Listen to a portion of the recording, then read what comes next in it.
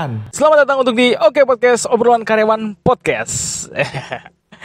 Selamat datang untuk teman-teman yang suka mendengarkan podcast Kama Digital ya. Untuk di kali ini dengan tema di tahun 2022 kolaborasi kekinian. Sekarang Kama Digital berkolaborasi dengan salah satu sociopreneur yang wah banget nih. Udah ada Ibu Astrid. Wah. Wah. Banget, Bu. Itu kata kamu. Iya. Thank you. Thank you ya. Oke, sore Ibu. Selamat sore semuanya. Sore ya. Ini teman-teman kita berada di kediaman rumah Ibu Astrid. Selamat datang. Wah, ini suatu kebanggaan juga Bu, kita bisa main-main ke sini Bu. You are welcome. Yeah. Senang kali. Senang Bu, kita melihat sesuatu hal yang berbeda. Ini benar-benar alam banget. Agak ijo-ijo ya. Ijo banget. Ya. Ada hunya Bu. Oke teman-teman semua, untuk di pembahasan kita kali ini Bu, di podcast kita akan membahas tentang sociopreneur. Mungkin orang pahamnya tentang entrepreneur aja nih. Sekarang ada yang baru ya, namanya Sekarang sociopreneur. Benar ya. Betul. Ini suatu hal yang baru juga. Mungkin saya pribadi pun juga baru mendengar, mungkin ya. Sudah pernah, tapi ternyata ada sociopreneur. Tapi sebelum kita bahas lebih lanjut teman-teman ya, dan Ibu, ini aku mau nanya, mungkin bisa perkenalan kepada teman-teman kita semua Bu, nama lengkapnya Ibu siapa gitu ya. Terus sekarang mungkin kesibukannya sekarang lagi apa Ibu gitu. Oke. Saya Astrid Swastika ya. Saya founder dari Mahestri, yaitu suatu kita ada PT-nya sih sekarang namanya PT Mahestri Kriya Indonesia. Semangatnya Mahestri itu untuk mempromosikan batik-batik yang kita sebut dengan antep batik, belum disentuh. Jadi batik-batik yang belum populer, batik-batik yang belum dikenal oleh kebanyakan orang. Kalau saya tanya balik, pernah dengar nggak namanya batik Brebes? Mungkin Samar-samar sangat asing ya. Yang taunya hanya telur asin Brebes. Telur Bu. asin sama bawang merah. Yes, kan? benar. Ternyata Brebes punya batik, punya kopi. Kan? Nah, kita ambil contoh Brebes. Kemudian pernah dengar tetangga sebelahnya batik Tegal. Ini saya pakai nih batik Tegal nih. Wah, cantik banget ya Bu ya batiknya. Warnanya perang ya, hijau lagi, hijau nih. Oke. Kemudian pernah dengar batik Gumelem? Nah, Purwokerto ke sana lagi. Nah, itu batik-batik kampung kalau saya boleh jujur, yang belum didengar orang. Belum mungkin terlalu dikenal orang. Jadi belum populer istilahnya. Batik-batik yang belum populer. Selama ini kita kenal batik apa aja? Biasanya yang pasti batik Solo dong asalnya, Jogja. Kemudian Cirebon, Pekalongan gitu ya. Sementara sekarang ini kita mencermati banyak sekali, hampir setiap daerah punya batik. Gitu. Penyebarannya sudah banyak banget, termasuk sampai ke daerah-daerah yang tadi saya sebut yang mungkin nyaris belum terdengar. Atau mungkin sudah lama ada tetapi belum populer. Contoh batik Bayat. Batik Bayat itu letaknya di Klaten. Klaten itu dekat kota Solo. Iya, benar. Dia pemasok biasanya untuk masyarakat kota Solo. Kemudian batik Wonogiri misalnya, atau disebut dengan Wonogiren. Itu adalah contoh-contoh. Ada lagi batik Batang, ada di sana yang bagus namanya Batang Rifaiah misalnya gitu. Nah, itu adalah contoh-contoh dari yang kami klasifikasikan sebagai batik yang diberi judul antep. Antep dari kata kalau bahasa Inggris belum disentuh, belum dijamah, belum populer. Itu semangatnya Mahestri itu mempopulerkan batik-batik yang belum dikenal publik. Gitu. Tapi ini menjadi suatu hal yang baru sih Bu. Mungkin saya sendiri pun asing dengan kalimat antep. Apakah itu baru hanya buatan Mahestri saja tentang antep batik atau bagaimana nih? Jujur, memang kita yang bikin istilah itu gitu loh. Karena something new juga ya. Karena kami mikir apa ya nama label yang tepat untuk batik-batik. Kalau kita bilang batik kampung, mohon maaf kan kesannya gimana gitu. Padahal sebetulnya banyak value, banyak nilai lebih atau banyak hal-hal baik yang bisa di-share kepada publik dari batik-batik yang di kota-kota tersebut gitu. Itu sih makanya kalau boleh jujur memang Mahestri yang bikin istilah antep batik gitu ya. Tapi untuk Ibu Astrid sendiri hobinya apa sih Bu? Kok bisa tiba-tiba, apakah memang hobinya batik ya? Suka batik atau yang tadi hobinya apa? Tapi pada saat ada cerita yang unik gak sih Bu tiba-tiba suka dengan batik? Boleh jujur gak? Kalau hobi saya hobi makan. Sama Bu. Saya juga hobi. Dari kecil emang saya senang batik. Orang tua saya senang batik, nenek saya senang batik. Yang saya ya. Kemudian suatu hari itu saya jalan-jalan ke suatu gunung di daerah Brebes, Gunung Lio namanya. Kemudian ketemulah kami dengan beberapa anak muda yang ternyata tergabung di IKON, namanya IKON Kreatif. Jadi IKON Bekraf, Badan Ekonomi Kreatif. Di situ mereka menyampaikan bahwa ada kearifan lokal, jadi mereka ditugaskan sekitar 4 bulan. Di situ ada sekitar 12 orang menggali kearifan lokal, membentuk menjadi bentuk-bentuk kreasi baru. Salah satunya ada batik. Nah, batiknya mengambil kearifan lokal, ada bawang merah, dan ternyata memang dari dulu sudah ada batik di daerah Salem. Daerah Salem. Namanya Desa Salem. Daerah Salem situ. Di situ kita baru ada batik ya, dan setelah kita lihat menarik gitu. Sehingga kita pikir, loh, kita nggak pernah kenal yang kayak gini gitu. Harusnya memang itu dipromosikan lebih lanjut. Jadi setelah produknya ada, tahap berikutnya adalah siapa nih yang mau promosiin? Siapa yang mau membantu memasarkan supaya orang bisa punya lebih akses memperoleh batik ini. Gitu. Jadi posisinya Mahestri waktu itu adalah mengambil posisi sebagai, kalau istilah kami melabeli diri kayak istilah ekonomi lah, standby buyer. Jadi kalau ada produk ke kami akan melakukan seperti pemilihan kurasi sambil berpikir kira-kira batiknya ini akan diolah seperti apa. Karena kami ingin meningkatkan nilai keekonomiannya. Jadi ada yang mungkin motifnya bisa ditarik menjadi produk fashion misalnya. Tapi ada juga larinya ke home decor. Seperti contoh ini kan menjadi home decor. Ini dari batik Tegal ya. Ini batik Tegal ya. Ini teh poci nih gitu ya. Ya tentang poci, teh poci kan khas ya dari daerah sana ya. Iya benar. Ini contohnya di belakang juga teh poci itu batik-batik dari Tegal misalnya. Dari Tegal semuanya. Nah, itu kami olah menjadi produk yang home decor karena memang bisa lebih tepat diolah menjadi bentuk seperti itu. Jadi memang dilakukan lagi kurasi untuk menentukan kira-kira bentuk yang bisa diubah menjadi bentuk apa, yang bisa lebih diterima oleh pasar. Iya, benar-benar. Ya kan? Jadi kalau cuma jual bahan batiknya aja kan mungkin nilainya tidak terlalu tinggi. Tetapi kalau sudah diolah, itu akan otomatis meningkatkan nilai keekonomian. Karena setahu saya batik cuma ada 2, kain biasa yang panjang dengan kemeja mau kondangan, Bu. Kemeja mau kondangan. Iya, hanya itu ya. Tapi Mahestri membuat tadi dekor itu ya. Ya, bisa home decor, bisa fashion juga bisa macam-macam. Nanti juga ada yang bisa buat anak, ada yang buat orang tua, kan ada motifnya juga. Nanti bisa banyak deh opsi-opsi gitu. Terkait dengan ini. Tapi untuk awal mulanya Ibu tertarik untuk kenapa sih mau untuk mengangkat warga-warga lokal, batik-batik lokal gitu ya, untuk menjadi kayaknya saya ingin membantu gitu. Itu awal mulanya gimana sih, Bu? Karena waktu saya lihat di Brebes itu tahun 2016, saya bilang, well, ini something yang belum dipegang orang gitu. Terus barangnya udah ada gitu. Tetapi kurang upaya. Saya ingin menjadi bagian dari apa sih yang kita bisa kontribusikan kepada masyarakat. Kalau ini belum dan saya lihat itu bagus, bukan barang jelek. Jadi saya tertarik, buat saya ini tantangan. Bagaimana mengubah ini menjadi produk yang bisa dikenal orang. Gitu. Jadi nanti mungkin orang nggak lagi kenal Brebes hanya dengan telur asin dan bawang merah, tapi ada produk lain gitu. Dan mudah-mudahan upaya ini juga bisa menggiatkan masyarakat di situ. Karena gini, semakin kita sering beli batiknya, otomatis kan mereka makin sering membatik, otomatis dapat pendapatan lebih, otomatis kan ekonominya bergerak. Dan banyak sekali pembatik itu perempuan. Nah, benar. Saya memberi highlight, maksud saya memberikan perhatian terhadap upaya untuk menggerakkan perempuan supaya mandiri, perempuan untuk berdaya. Caranya gimana sih perempuan berdaya? Caranya adalah dia punya sesuatu. Sehingga dia tidak hanya kepercayaan diri, tetapi memang dia mampu untuk memberikan kontribusi lebih minimal terhadap keluarganya. Nah, kalau dia bisa membatik, dia bisa punya penghasilan, otomatis kan dia bisa memberikan yang lebih baik, kualitas hidup yang lebih baik untuk keluarganya. Nah, itu dampak lain dari semangatnya Mahestri. Semangat Mahestri mungkin tidak langsung, tapi at least ada kaitannya. Gitu. Berarti Mahestri memang ingin mensejahterakan pembatik-pembatik lokal ya. Semangatnya begitu. Walaupun mungkin skalanya kecil, tapi at least kita melakukan sesuatu deh. Saya juga baca-baca, Bu, di blognya Mahestri tuh, kalau nggak salah ada Mahestri udah ikut-ikut festival juga ya, Bu ya?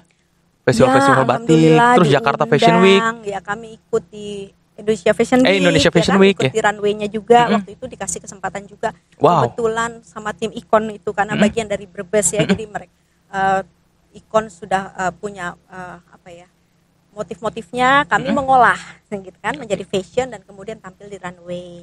Kemudian kami pernah juga diundang menjadi bagian dari tim Indonesia, diundang oleh KJRI, konjennya RI di Pineng untuk kayak pameran gitu kan. Itu juga lumayan ya kan, berarti at least menjadi kesempatan untuk kami untuk memperkenalkan, hey, batik Indonesia macam-macam loh. Banyak loh ya. Gak cuma Cirebon, gak cuma Pekalongan, gak cuma Jogja, Solo, banyak. Batik kampung yang kayaknya sederhana tapi sebetulnya kalau diolah bisa jadi bagus. Dan batik sebenarnya waktu saya dan Kak Vika main ke butiknya Ibu juga tuh di salah satu tempat itu, bilang ini salah satu yang saya suka banget nih. Karena batiknya, nama batiknya apa Bu? Kemarin yang waktu itu Bu? Batang ya? Batang Rifaiyah bukan? Atau yang dibuat sama salah satu wanita yang dia stroke ya atau apa gitu akhirnya. Oh itu ceritanya, kita bikin kayak waving, jadi ada campuran. Nah itu sisa-sisa perca batik diolah kembali oleh sahabat kita. Jadi diatur kembali sisa-sisa antep batiknya itu perca kecil tapi disusun jadi hiasan dinding. Bagus banget, nanti coba dilihat aja deh. Iya, itu keren banget. Karyanya Yuninggar. Masih muda tapi keren banget namanya Yuninggar. Itu keren banget. Pakai pewarna alam dari batu-batu Indonesia. Nah, itu batu Indonesia dicacah, tumbuk-tumbuk tuh ya. Tumbuk, keluarlah warna yang cantik-cantik. Itu warnanya diolah oleh teman saya juga namanya Indira Sestra. Jadi dia punya merek namanya Sestra. Jadi sekarang itu zamannya kolaborasi. Gak bisa sendirian, tapi dengan berkolaborasi keluarlah karya-karya baru. Karya-karya yang terbaru. Karya-karya yang mudah-mudahan bisa memberi memberi pencerahan, membuat orang bisa apresiasi lah terhadap yang namanya seni Indonesia. Nah itu tuh, ternyata batik tuh bukan cuman ya kalau kita datang ke Pekalongan, kita datang ke Solo, ke Jogja hanya ya melihat itu saja, mungkin bisa dieksplor lagi ke daerah-daerah yang lain gitu ya. Betul, selain dieksplor ke daerah yang lain bisa menjadi bentuk-bentuk yang macam-macam. Nah itu dia, keren banget. Nah tentang ini Bu, ada di mahestri.id ya, tentang kalau bukan kita siapa lagi yang akan melestarikan antep batik Indonesia. Ini salah satu tagline atau slogan yang menjadi sesuatu hal yang menggerakkan semua orang gitu ya. Harapannya sih begitu. Harapannya. Jadi gini deh, kalau emang nggak kita terus siapa? Kita orang Indonesia, kita dong gitu yang harusnya mempromosikan seninya kita gitu ya. Dan kalau buat saya, let's do something, walaupun kecil, walaupun belum terasa manfaatnya sekarang, mungkin belum sekarang. Tapi percaya saja semua gerakan kebaikan ujungnya akan membesar. Pelan-pelan yang namanya orang Indonesia akan aware akan keragaman batik Indonesia. Bahwa ada nih sejumlah batik-batik kampung dalam tanda kutip yang kalau diolah jadi bagus banget, jadi cantik banget. Jadi sesuatu yang bisa bikin kita lebih bangga terhadap budaya kita. Soalnya ini bukan karena yang kita tahu hanya itu saja tentang batik ya. Kan tiba-tiba mungkin yang kita sering dengar kan banyak negara-negara tetangga atau apa mengklaim batik gitu ya. Terkadang dari kita sendirinya juga nih yang kurang paham tentang. Sebaiknya yuk kita jaga, kita promosiin, kita yakinkan, kita buat gerakan kebaikan bersama untuk melestarikan budaya bangsa kita. Jadi jangan bilang diambil sama orang kalau kita sendiri nggak jaga gitu. Usahain dulu kita jaga. Iya, itu. Dan kita cintai. Iya benar. Soalnya saya pun kalau cantik loh. Cantik banget. Saya pun kalau beli batik terkadang yang dilihat iya memang coraknya gitu. Unik banget. Karena kalau tapi batik itu bukan hanya tentang corak. Nah, batik ini apa adalah itu, Bu? Tentang proses. Batik tentang canting dan malam. Sekarang kan banyak sekali motif batik yang di print. Iya, langsung banyak ini ya. Dari luar negeri juga ya, gitu ya. Saya nggak sebut negaranya gitu. Ada bentuknya tuh, tapi sebetulnya itu is just textile. It's textile. Motifnya saja iya, tetapi yang dimaksud batik itu prosesnya.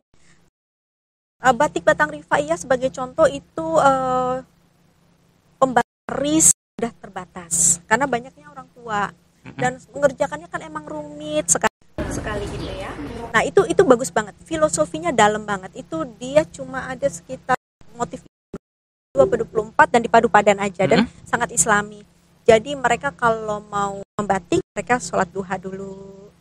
Ada ritualnya. Ada ritual. Kemudian pada waktu membatik dia dengan sholawatan. Jadi isinya tuh tenang kalau lihat batiknya tuh ya Masya Allah gitu, karena dapat banget gitu filosofinya gitu, filosofi di mana ada kan kayak gitu nilai kearifan kan. Nah itu yang dimaksud dengan batik, dia menggunakan menggunakan canting dengan proses gitu kan. Ada hati yang diletakkan di sana pada waktu dia mengerjakan batik.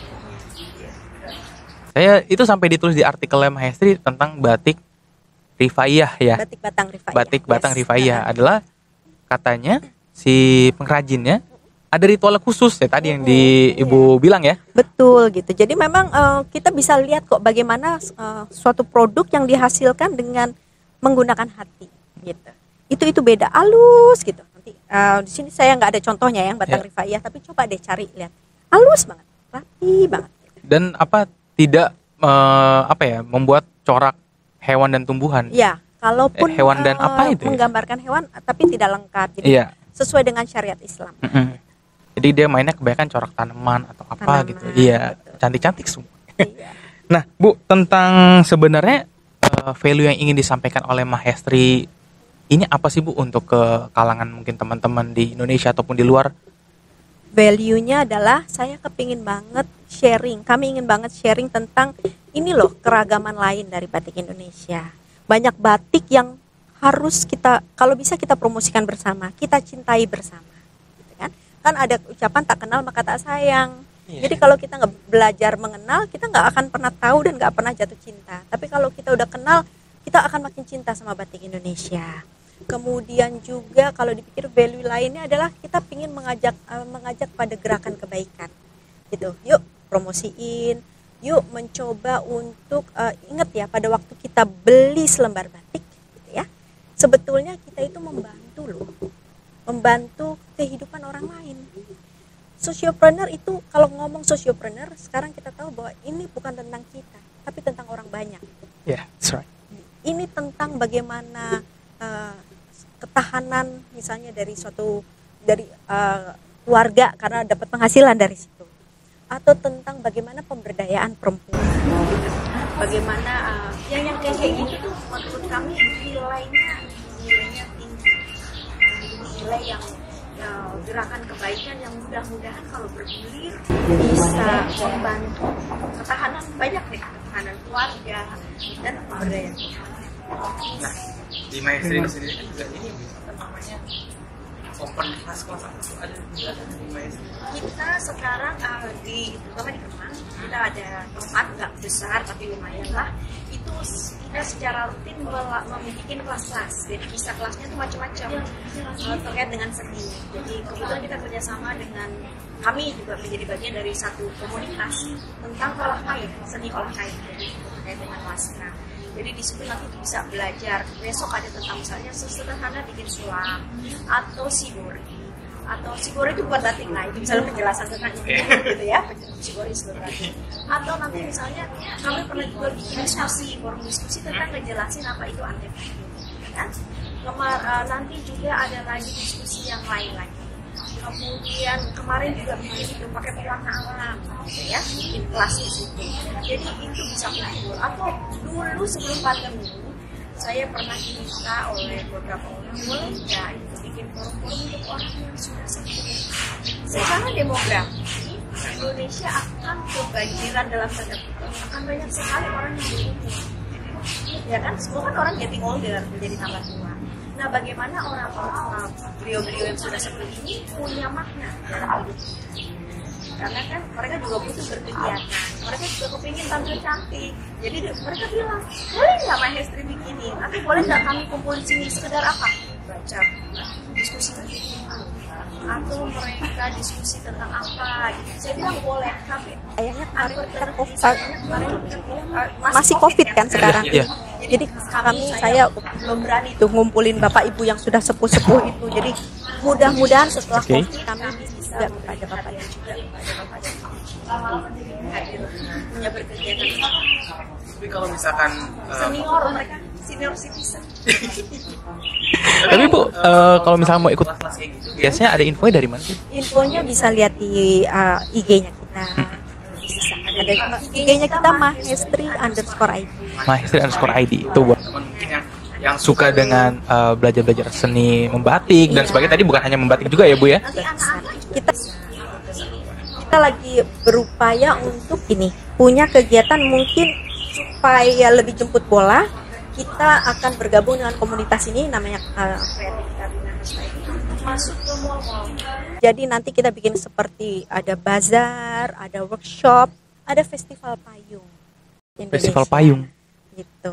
Ini Nah, festival juga. payung menarik. Jadi waktu itu Mahestri dan Kreativita Binahasta ikut diundang di namanya Festival Payung Indonesia. Itu di Solo.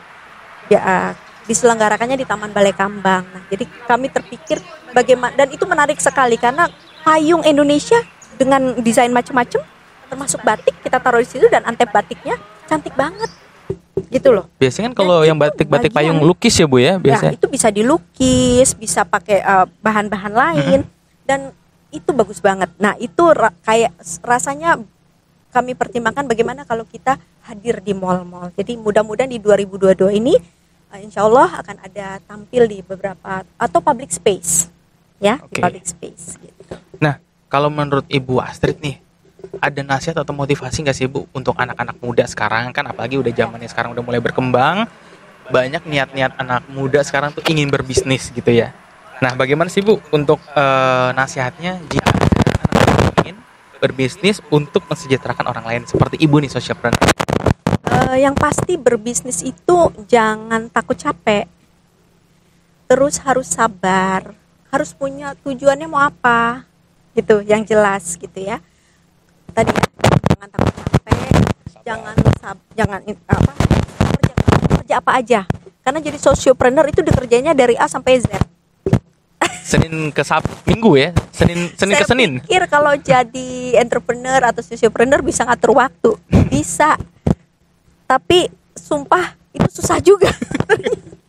Nggak seindah bungkus yang itu loh gitu. Ternyata karena orang kan namanya sociopreneur, entrepreneur kayaknya wah banget. Kerja kalau mau kerja, kalau enggak. Ya enggak juga kan, orang tetap nyari kita gitu loh. Ya, kita harus jawab. Itu tadi ya, terus punya goals yang jelas, kemudian sabar dan jangan takut susah. Dan ingat kalau jadi sociopreneur itu it's not about us. Ini tentang orang. Itu sudah tentang motivasi bisnis jika mau mulai bisnis di bidang sociopreneur ya Bu, nasihat. Nah, satu lagi mungkin ada nasihat untuk memupuk kepedulian atau menemukan sense of empathy nih terhadap kondisi negara dan bangsa. Apalagi kan batik ini ya, anak muda zaman sekarang pun udah mulai ya kecintaan terhadap batik aja sudah mulai kurang nih. Cuman untuk belakangan ini udah mulai ada lagi kelihatannya. Nah, kalau untuk memupuk tentang sense of empathy ini nasihatnya seperti apa Bu? Empati dari anak muda ya terhadap masalah-masalah yang terjadi di masyarakat. Rasanya sih saya percaya anak muda itu sangat peduli kok. Mungkin tampaknya aja seperti nggak peduli, tapi sebetulnya deep down di dalam hati kecilnya semua peduli. Dan cuma bentuknya saja mungkin berbeda. Tetapi yang saya perhatikan anak sekarang ini, anak sekarang saya kayak anak dinosaurus ya, anak zaman dulu ya. Anak sekarang itu pedulinya memang gampang banget kok digerakkan. Mau contoh, misalnya ada kejadian apa deh gitu, geraknya bisa cepat kok gitu. Cuma memang harus digerakkan hatinya gitu, dan sama diberi makna ini mau buat apa gitu. Selebihnya sih mereka bergerak. Kalau dikerucutkan sedikit bagaimana dengan batik, saya perhatikan anak muda udah lebih suka batik. Cuma memang sekarang makin lebih selektif. Karena mau pakai batik kemana sih? Ya kan, orang kondangan. Kalau anak yang baru mulai kerja mungkin udah mulai pakai batik tuh, ada hari-hari tertentu. Seragam ya, gitu. seragam. Tapi selebihnya kemana? Ya yang penting juga bikinkan saja motif-motif. Kan batik tidak melulu harus motif tradisional. Ada loh motif-motif kontemporer. Dan itu tantangannya dari kami yang bergerak di bidang ini untuk bikin motif-motif baru. Nah, Mahestri berupaya itu menuangkan menjadi motif-motif baru yang sifatnya kontemporer untuk anak muda. Karena bagaimanapun anak muda adalah future buyer. Anak muda lah yang nanti suatu hari akan bisa beli batik tulis yang harganya mungkin mahal. Kalau anak muda kan mungkin dari sisi harga harus di bawah 500.000 misalnya gitu kan. Iya kan? Iya, benar. Itu kita pahami itu. Tidak apa-apa gitu. Nanti pelan-pelan sambil terus-menerus diberikan edukasi tentang apa itu batik. suatu saat pada waktu mereka getting older, getting wiser, lebih bijaksana, sudah akan lebih bisa menghargai seni dari batik itu sendiri. Jadi itu tantangannya buat kami juga, untuk kami yang bergerak di bidang ini. Oke, itu ya teman-teman ya. Ini banyak banget ternyata di socialpreneur itu kalau dibilang capek ya capek. Capek. 24/7 ya waktunya kalau sekarang kata anak sekarang ya. Kalau sekarang kan 24/7 anak muda kan harus telepon pasangannya Bu gitu kan. Oh, gitu. Ngechat pasangannya gitu ya. Tapi kalau mau jadi bisnis gitu ya, bukan hanya socialpreneur saja, tapi semua memang harus ya tadi sabar. Ya capek memang capek gitu ya. Jangan mau kerja. Capek. Mau kerja gitu, apapun saja yang penting dikerjakan. Itulah kalau misalkan kiat-kiat berbisnis dari Ibu. Dan yang perlu dipikirkan apa yang dilakukan ini bukan tentang kita. Banyak tentang orang lain, dan kalau itu masuk pasti doing something good itu kan beda. Yes. Pasti akan lebih menggerakkan hatinya dari anak-anak muda. Yeah, it's not about us, it's about other. Oh, gimana? Iya benar. My English is a little I can. My English is not delicious. Masa gitu? Tidak sedap. Tidak sedap. Oke, terima kasih Bu Asri. Terima kasih. Main-main di Oke Podcast. Kita juga main-main juga di rumahnya Ibu ya. Yang sangat asri ini untuk di tema kita kolaborasi kekinian. Kira-kira Oke Podcast mana lagi yang akan kita berkolaborasi di edisi-edisi berikutnya. Tetap pantengin terus untuk di YouTube channel Kamar Digital. Don't forget like, comment, and subscribe. Yoi. Thank you. Thank you. Terima kasih Bu. Bye.